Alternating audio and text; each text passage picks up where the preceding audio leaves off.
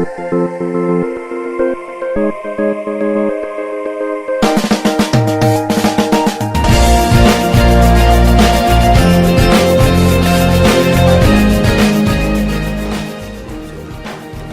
Sunday, if you were here, you missed me. Because we weren't. We were in Trinity, Florida, with my son-in-law and daughter and grandchildren at Restoration Church in Trinity. It's a church that Kevin and Marie are planting in that area. And last Sunday, Kevin and I teamed up on that church, and we decided that we would come back and team up on you this morning. So would you welcome my son-in-law, Kevin Stanford.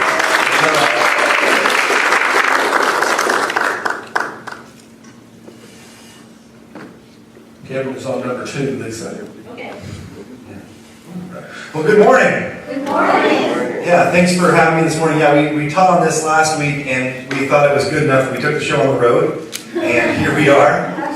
And so, my name is Kevin, and yes, I'm planting a church up in Trinity, Florida, on the north side of Tampa, and we've been there for just a couple of years now, and getting that thing up and running. And so we were going through this series on Exodus, and we kind of hit this spot where I thought it'd be fun to kind of have this conversation about a specific moment in the story of Exodus. And it's this moment where we see kind of these people that have gone from this old life to this new life, and there's some things happening. And they have this thought where suddenly the leader of this whole thing, he kind of stops and he realizes that he can't do something alone. I had this happen to me just a couple weeks ago. I was at the YMCA. My son, Oliver, who was standing up here just a second ago, he was not paying good attention, I'll be honest. He was more interested in the instruments behind you than you. I apologize. Oliver joined a basketball league at the YMCA. Now, Oliver is 5. And the league he is in is for 3 to 5-year-olds playing basketball. Friends, 3-year-olds should not be playing basketball. There's no reason to do this to them or to anybody else.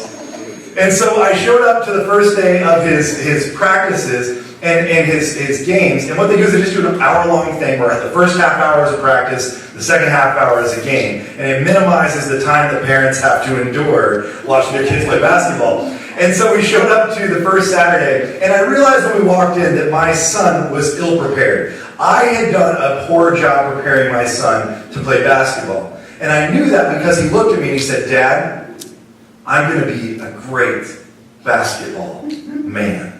And the fact that he called himself a basketball man and not a basketball player made me realize that he's not going to be a great basketball anything. I have not done well at this. And then he proceeds, as we're walking into the gym, he looks at his sister, Jane, and he looks at her and he says, "Jane, you can watch my basketball practices, and you can even watch my basketball games, but you can't come out on the basketball stage with me."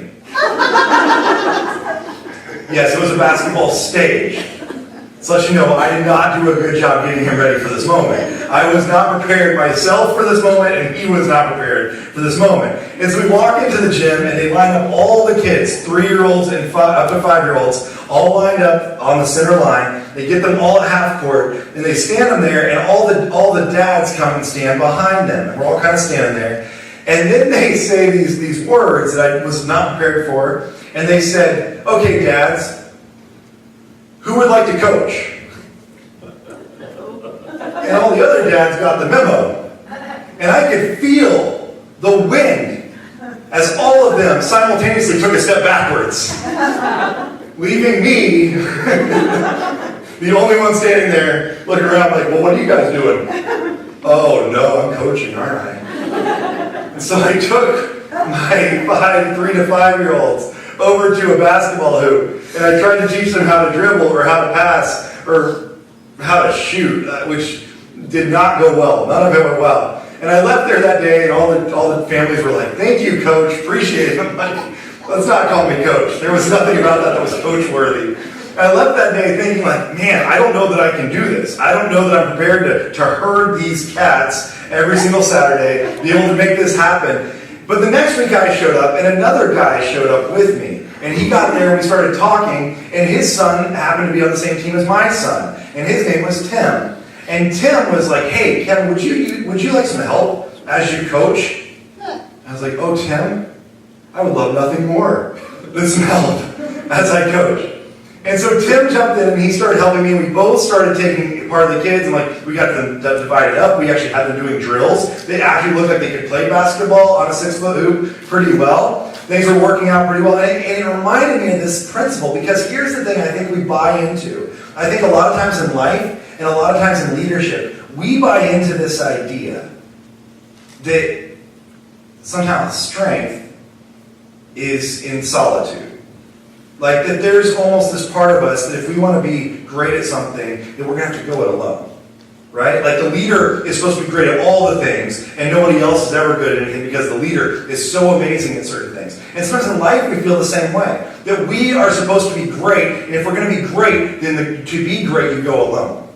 That you work hard, you get great at everything, and somehow you're at the top of the totem pole because you're so good. Right? And we fall into this lie all the time. I see it constantly. And so I want to look at a story today where we see the opposite of that happen. We see somebody who's been trying this, and his name's Moses. And if you're familiar with the story of Moses, we're going to be in the book of Exodus today. And what we see with Moses is he's trying this. He's trying to be this lead dog. He's trying to be this guy who's out in front. He's trying to be at the top of the totem pole. And he's trying to lead in this strength, but this strength only comes from solitude for him. He's trying to do it all himself. And what we see in Exodus, if you're familiar with the story, just to catch you up to where we are right now. In the book of Exodus, of course, it is a story about an Exodus. Right? So this guy Moses goes to the Pharaoh, who is the king of Egypt. He says to him, I want to take my people, the Hebrew people, out of here. And of course, Pharaoh says that's not a good idea. But God sends plagues. He sends all these bad things that happen. God is not sending plagues to be vindictive necessarily against Pharaoh, as much as he's also starting to build trust with these Hebrew people who will soon become the Israelites. He's building trust with them. And then he leads them, if you're not familiar with what happens next, he leads them through the Red Sea. And he parts the Red Sea, which is a massive body of water. They walk through dry land, and then he closes it. And to be truthful with you, I don't believe the greatest miracle is God opening the Red Sea. I believe the greatest miracle is God closing the Red Sea. Because God is telling them, you can't go back to where you were before. You're in a new life now, and you can't go back to the things you were doing. And so he opens this Red Sea, but he closes that Red Sea, saying, I'm going to repattern you, I'm going to reprogram you, I'm going to teach you how I really designed you to live. And he appoints this guy Moses to be his servant, and to be his priest, and to be his guide over this entire group of people. Now, to be clear, there are about 2 million, and some would say up to maybe 4 million people in this Exodus. Okay, so this isn't like a small group of people. It's not like Moses and his 6 friends went out on a camping adventure. This is millions of people. In my area, the Tampa Bay area, the entire Tampa Bay area, the entire like greater Tampa Bay area is about 3 million people. So Tampa proper is 377,000 people, which is way smaller than what the Israelites would be. That's actually Tampa. But the greater Tampa Bay area is about 3 million people. So Moses is dealing with an area, a group of people about the size of the entire Tampa Bay area. St. Pete, Clearwater, Tampa Bay. That's what he's got to govern. And he's trying to do it all alone. And so in Exodus chapter 18, we see this moment where he has a visitor come along. And it says in Exodus chapter 18, the very first thing it says, now Jethro, the priest of Midian and father-in-law of Moses, heard of everything God had done for Moses and for his people Israel, and how the Lord had brought Israel out of Egypt. So this guy Jethro is Moses' father-in-law, it tells us, and he's a priest. And so when I was reading this passage, that's why I called my father-in-law, who happens to be a pastor, and I thought we should talk about this together, because this would be kind of fun. And so I called Don and said, would you be willing to come up and speak with me and do this together? Because you are a pastor who is my father-in-law, and can we talk about some experiences we've had together? And so anyways, that's how we kind of got to this point right here. But if we could, one of the things we see here is Jethro and Moses meeting they get back together, and there's some background to this, because what it says in verse 7 of chapter 18, it says this. So Moses went out to meet his father-in-law, and bowed down and kissed him. Not today. Yeah, that's not, just to be clear, that's not how this normally goes.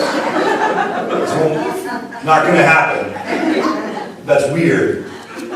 So usually we just give a good handshake. There's the man hug, where if you know how the man hug works, it's a handshake, and then you put this hand behind your back. This is the hug, and then it's 3 taps. Just 1, 2, 3, and then you're done. Then you release. That's a man hug. Anything longer, if you get to 4 taps, it's been too long, guys. Let go. Okay? That's usually how it works for us. But this does say that he bowed down and kissed him, which is a big deal here. And then it says they greeted each other and they went into the tent. Now, there is this real, this real impressive relationship they have together. There are some things here and some real respect they have for one another. And actually, I'd love it if you could kind of fill in the history of how this respect worked. Jethro, Moses' father-in-law. We're in chapter 18, but we find that Jethro was actually first introduced to us in chapter 2 and 3 of Exodus. In that chapter, this is before all the events that Kevin just talked about has happened. It is right after Moses, who has been raised in Pharaoh's courts in Egypt to be a Pharaoh himself someday, has killed an Egyptian and run from prosecution into the desert. He went into the deserts of Midian.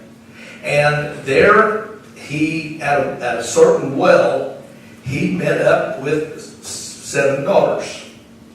Sounds like a good movie, 7 brides. But,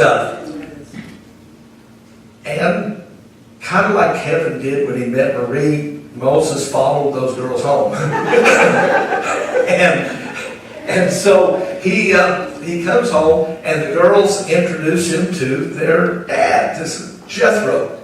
Now, Jethro, we need to take just a moment to really identify who he is and what his story is, because there's some interesting backstory that happens with Jethro. He's identified both in the chapters 2 and 3 and in 18 as a priest of Midian. These are the people who had been desert dwellers, sheep herders for the most part, and they were more than worshipers of a particular god. They were a region. They were a people. It would be almost as if all of the Neace family got together, and I would be the pastor of the Neaces. Jethro was the priest of the Midianites, the Midian people. Now, it's interesting to see the connections there. There's always connections of who is helping who and what. Midian, who would have been Jethro's grandfather or great-grandfather, the timeline is a little muddy there, but the original Midian was a son of Abraham. Now, most of us understand Abraham. We know the story. Father Abraham had many sons, and many sons had Father Abraham. What we sometimes miss in the story of Abraham, we focus on the story of Abraham and Sarah and their children. But what we don't often catch is that Sarah died in Genesis. And in Genesis 25, we find Abraham marrying a second wife. And the second wife gave Abraham 6 sons, one of whom was Midian. So Midian would have learned from his father Abraham the concept of one God, the God of Abraham. And he would have then relayed that as a good son to his children. And so at this time in Exodus 18, the Midianite people, according to history, have pretty well become polytheistic. They worship several different gods, But it's quite likely that Yahweh, the God of Abraham, was considered the chief God, or the God of all the other gods that they worshipped. See, so Jethro would have been familiar with Yahweh, the God of Abraham. Now here comes Moses on the scene. We remember that Moses was born a Hebrew, nursed by his mother, but then raised in Pharaoh's courts. Pharaoh, the Egyptian, Moses would have been raised to worship Ra and the Egyptian gods.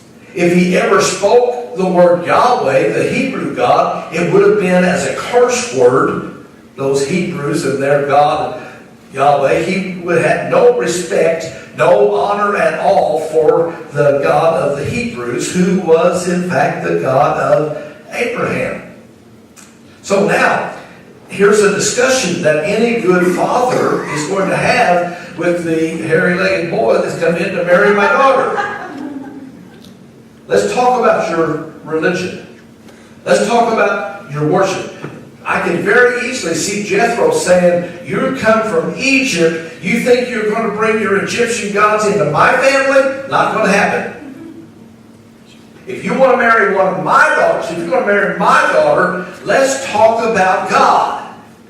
And so it's very likely that Jethro introduced Moses to the truth of the God of Abraham. And that's how Moses recognized him when Moses is later called up on the side of the mountain and a burning bush appears. Moses, instead of running away in fear, has had almost 40 years of sitting at Jethro's feet learning about God. And so it's quite likely that that's how Moses recognized him. And Jethro would have said, I'm going to be your father-in-law. You're going to be my son-in-law. You'll be a part of my family. So let's get this thing straight.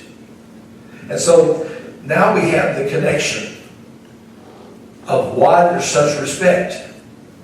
In 18 of Exodus, Moses has returned after the Red Sea parting, after the plagues. He's been in the desert now, and he comes back to the area of Midian and sees his father-in-law.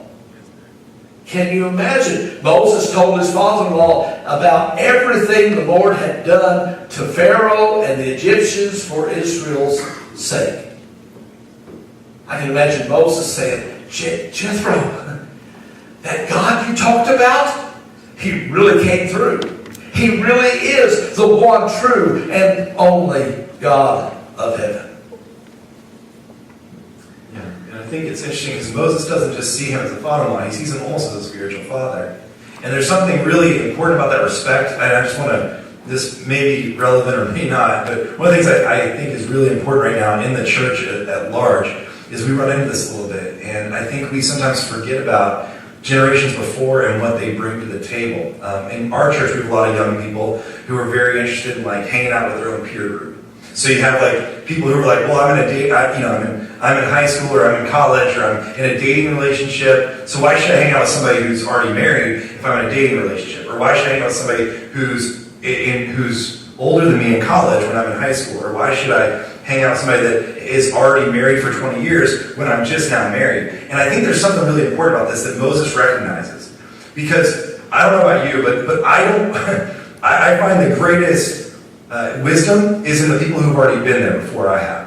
So for Marie and I, when we first got married, we tried to surround ourselves with people who had been married for 5 years or 10 years because we were just then married. Or when we started having kids, we started to find people who were older and had had kids for years. Maybe their kids were 18 years old. And we were like, hey, your kids still like you. And your kids are good people. And they love Jesus. And they want to hang out with their family. What did you do? How did you do that? We would sit down with them and ask them those questions. Because I'd rather learn from those people who have been there before than just learning from my own peer group. Because we're all in the same mess. Me and my peers, we're all in the same mess together. How do I learn from somebody who's gone before me? How do I start to understand those things? I think Moses understands that. And that's really powerful. Because I think when we get stuck in our little peer groups, it can serve us in a way, but it does not make us wiser.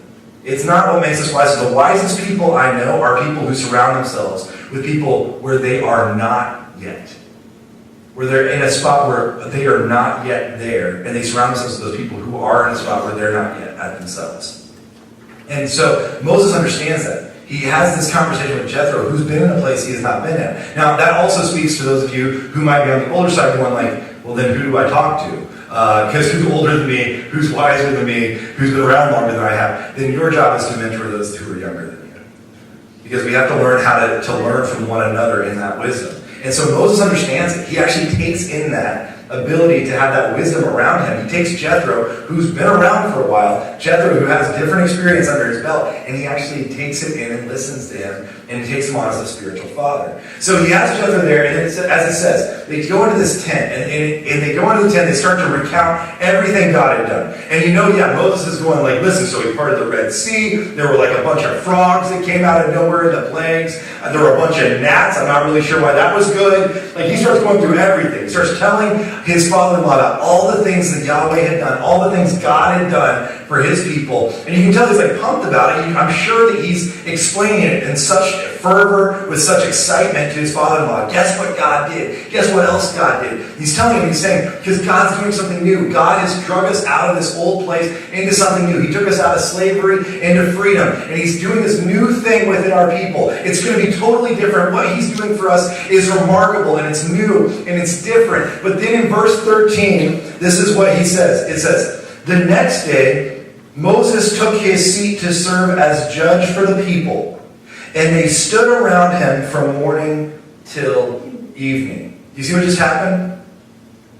Moses is now the judge. He's now the guy who is going to go sit on a throne and listen to people's concerns all day. He's going to judge between two people who are going to come in, they're going to have arguments. That guy pulled up my tent stakes, and, I'm mad at him. That guy stole some of my cattle, what's his deal? Or, is it Laurel or is it Yanni, or how do you pronounce it? There are going to be these fights that Moses is going to have to pick from. Here's the things he's going to have to choose, right? And do you see what he just did? He went right back to what he'd already known. He went right back to the way of Pharaoh. Moses inserted himself as the new Pharaoh. It's not a new thing. This is what you've been doing your whole life. This isn't God doing something new in your life. You've just replaced Pharaoh with yourself. And he took that role.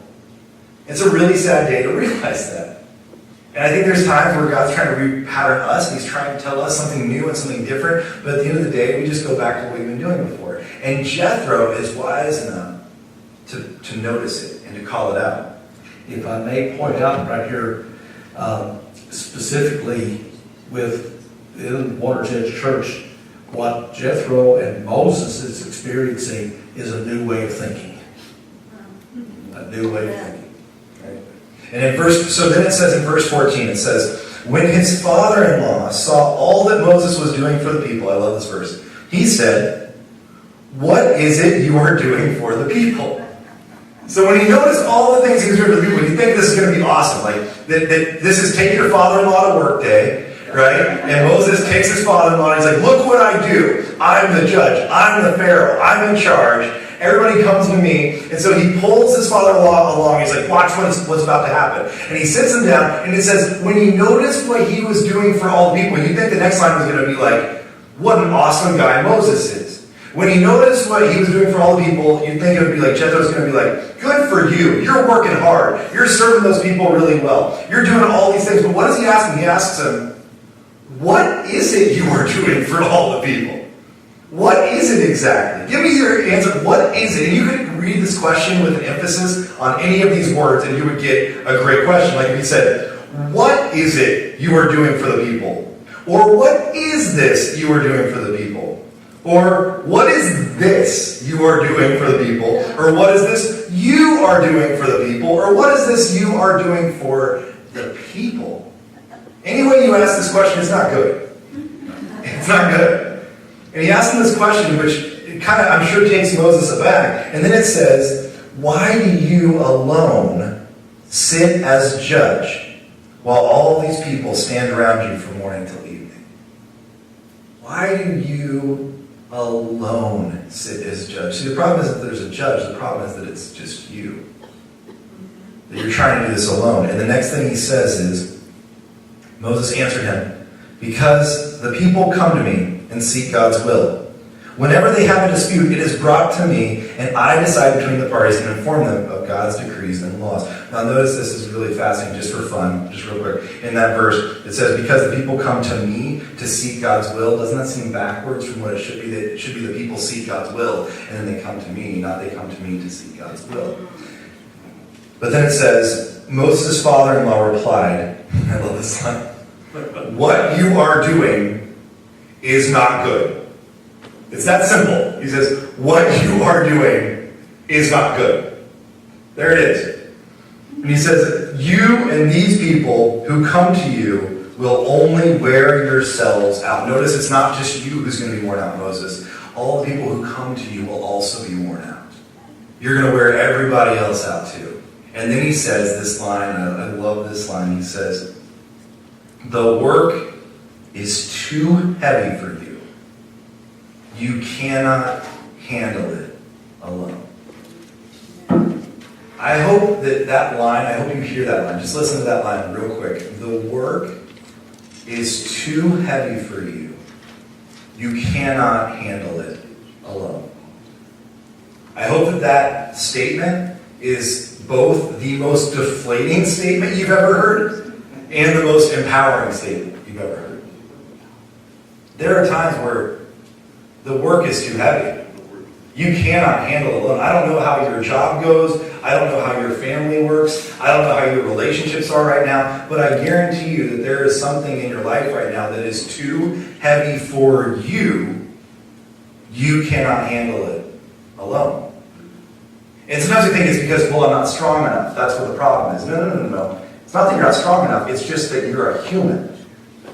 What do we see in Genesis? When God creates everything there is, He creates all there is, right? He creates the heavens and the earth. He creates the sky and the water. He creates the plants and the animals. He creates dumb stuff like mosquitoes. And when He creates all these things, every time He creates them, what does He say about it? He says, it is good, right? Everything is good. All these things that He's created is good. Until He gets to man. And He creates man.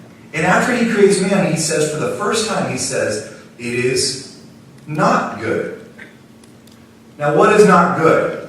Did God make a mistake when He made men? And women, don't answer. Please. We know the answer. Did God mess up when He made man? And the question is, did He? Did God? Why is it not good? Is it a quality issue or is it a quantity issue? See, He created man in His own image, and God Himself is 3 in 1. God is the Father, and the Spirit, and the Son. And so if God exists in community Himself, then we are designed to exist in community as well. See, it's not that you're not strong enough, it's that you're just a human. You were designed this way. You were created this way. The work is too heavy for you. You cannot do it alone. Jesus Himself comes to earth. And what does He do? This is God incarnate. And he gets 12 guys who are not very helpful to come around Him. Why? Is it because Jesus is like, well, I've got a lot of weaknesses that I need to make up for. I'm just not strong enough. I'm just not good enough at some of these things. Does Jesus put these people around Him? He's like, well, I'm not great at accounting. I need a guy who can do accounting. I'm not a good marketer. I need a marketer. Why does He create this team around Him? Because He understands that's how we're created to live. Jesus Himself does it. And sometimes I think we're afraid to do it. We're scared to ask for help. We're scared to realize that sometimes things are too heavy for us and we cannot do it alone. But that's not because you're not strong enough. It's because you're created that way.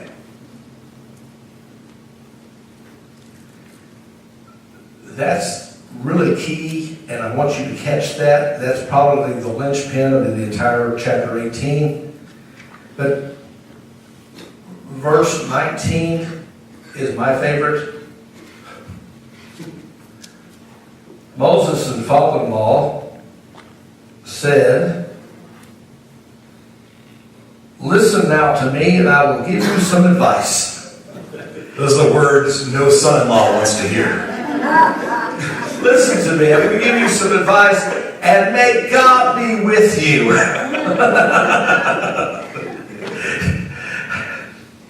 Now, quite honestly, I don't remember a time that I've drawn Kevin aside and said, "What you're doing is not good." Most Not to my face, at least. Most of the time, it's been, "Why didn't I think of that first?" But there have been a couple of times that I've asked him to step aside and have a fatherly chat. One of the key ones that I recall was when they were praying and dealing with the idea of planting a church. And most of you are aware that I've been in state ministry in Virginia for 10 years, and I've been in ministry now for 41 years. And so, kind of like Jethro, I've got some mileage behind me, and I've been around the block a time or two. And I have seen pastors, and in the church world, I've seen executives and employees in the secular world, and I've seen church planters reach the point of exhaustion that Jethro was talking about. You yourself and the people, you're going to wear yourself out. And so I caution Kevin, if this is really God telling you to go and plant a church, then be very, very careful that the church does not become the top priority in your life. The priorities of your life is, number one, your personal relationship with Jesus. And then your wife, who is my daughter. Listen to me, I'm going to give you some advice, and God be with you if you're with my daughter. And then eventually there would be my grandchildren. And then the work of the church. God created family a long time before He built the church. Amen. And so family comes in that priority. And then his personal health, his personal relationship with Jesus, his personal health, and being able to do those things. And like I said, I have seen it so repeatedly, and the word becomes cliche, and I wish we could discover a better word, but we most recognize it as burnout. Like I said, I've seen it so many times as I've been an observer of the church. I've experienced it personally in my own life to the point now that I am very guarded on my days of rest. God kind of set that example in Genesis as well about taking a day of rest. And I want you to know, church, that I do have specific days that I don't come to the office, and I go fishing, or I go for a walk, or sometimes I sleep till noon. But confession is good for the soul. But some days, as pastors, we are on call 24/7. And so if you have an urgent need, an emergency, and you need your pastor, our theme is to seize the moment and just be there. So we're going to just be there for you. And if that happens on a day that I'm planning to take off, I will give up that day off and be with you in your crisis. But I will take the next day off. Amen. Or the day after, so that I can recover from your crisis as well. And that's just to be fair, that is one of the greatest repatternings. I know this wasn't in the script of anything we talked about, but one of the greatest repatternings that happens in Exodus is you just took 2 million people who all they've ever known is slavery. For 430 years they were in slavery, right? So right now we just celebrated America's 242nd birthday. 242 years versus 430 years. Imagine the pattern you're in of life. You're in slavery. You don't get days off. Everything you do is built on how hard you work, how many bricks you create. That's what this looks like. And God liberates them, and then He tells them, there's going to be a day a week where you're not going to work. And I'm going to provide food for you. Can you imagine the trust that takes? Can you imagine the reliance they had to feel? Sometimes resting is an act of relying on God. Yeah. And working to the point of wearing yourself out, to the point of exhaustion, to the point Jesus even told his disciples, come ye apart and rest a while. Now, we're not calling for us to be slothful, but in American culture today, success is so often defined by how busy you are. And we in Wonders Inn Church are redefining success away from the cultural norms to the biblical norm of faithfulness. I want Kevin to wrap this up this morning with the idea of what if Moses had not listened. Yeah, so at the end of this chapter, there's a line that we've seen great miracles in Exodus. Again, there's the parting of the Red Sea, there's all these plagues, there's all kinds of incredible things that happen. But maybe the greatest miracle comes in verse 24. It says this: Moses listened to his father-in-law. Can I get an amen? And did everything he said. Yeah, that's maybe the greatest miracle in the book of Exodus.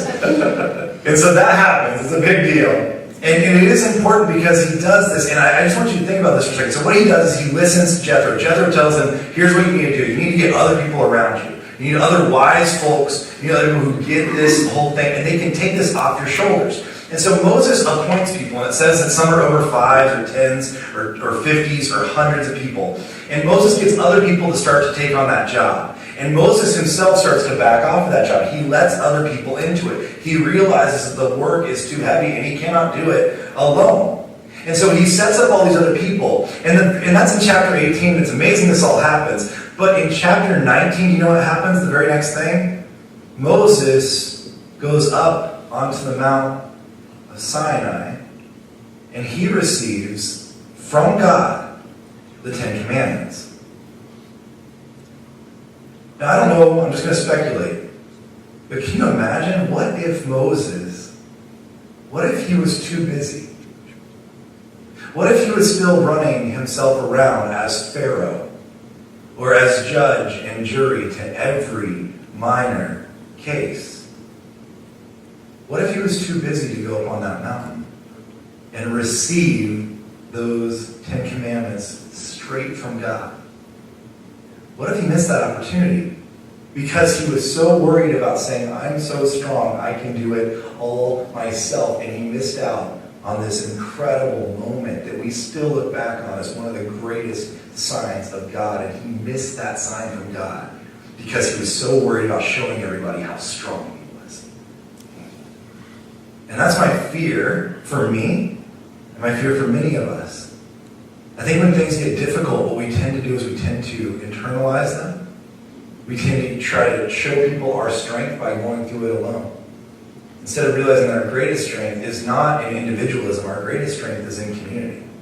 The greatest strength comes from surrounding yourself with others. And in that strength, in that community, that's really where we hear the voice of God. That's where we see the fullness of God. Because if you recall, we are the body of Christ, making up for one another. And therefore, our strength is found when we surround ourselves with others. Because sometimes it's just too heavy, and you can't do it alone. I had this happen in my church just a few weeks ago. I was actually at a place, a few months ago I should say, but I was at a place, we were a year and a half in to the church. And things were going fine. Planting a church is not easy. And I have some gray hair to show for that. And I mean, it definitely takes work. And there's a lot going on all the time. And you're constantly evolving and adapting and trying new things. And you're meeting new people and you're making connections and you're growing. But you're also having these other things going on where you have to worry about all the money, all the legal things, all this stuff going on. There's just tons of things that happen when you're planting a church. And so I learned about things I never wanted to learn about to be able to make this thing happen. And there came a point where I was just exhausted. I was just tired. And I got to a place where I was honestly just getting discouraged. Not about the church necessarily, but just like anything would come along. Any little thing in life would come along and it would just like knock me over. I know that sounds weird, but just little things. Where it'd be like, man, I stubbed my toe today. I can't do this anymore. You know, like you just felt like everything was just so much, and I had to make this call. And in my church, I thought, well, do I just show strength and say I'm just going to power through? And instead, I pulled out my phone and I sent an email to 5 people in my church who I very much trust. And I said to them, much as your elders here, I said to them, listen, I need some people here who can come alongside me. I'm not in a good place. I'm just discouraged. I don't know what's going on. I said, would you guys meet with me? I want you to take some of the prayer burden off me. I just want you to pray for the church with me and help me think through some decisions. And instantly, I sent it out with such shame, to be honest, where I was like, I'm not strong enough. I'm not good enough. What's my problem? There was such shame in me as I sent that email. And the emails I got back instantly were, oh, we got you. We've got your back. We will figure this out. We are in it together. So many moments we're so scared to reach out like that. Guys, that's what the church is for. Exactly. That's what it exists for. Amen. So if there are things that you're carrying now where it's too heavy for you, first of all, admit it. And secondly, realize you can't carry it alone. And let other people into that with you. It's all about grace. It's all about God's amazing grace, who sees us in our struggle, who sees us wearing ourselves out, and draws others around us. Amen. Bear ye one another's burdens, and thus fulfill the law of Christ. This is amazing grace.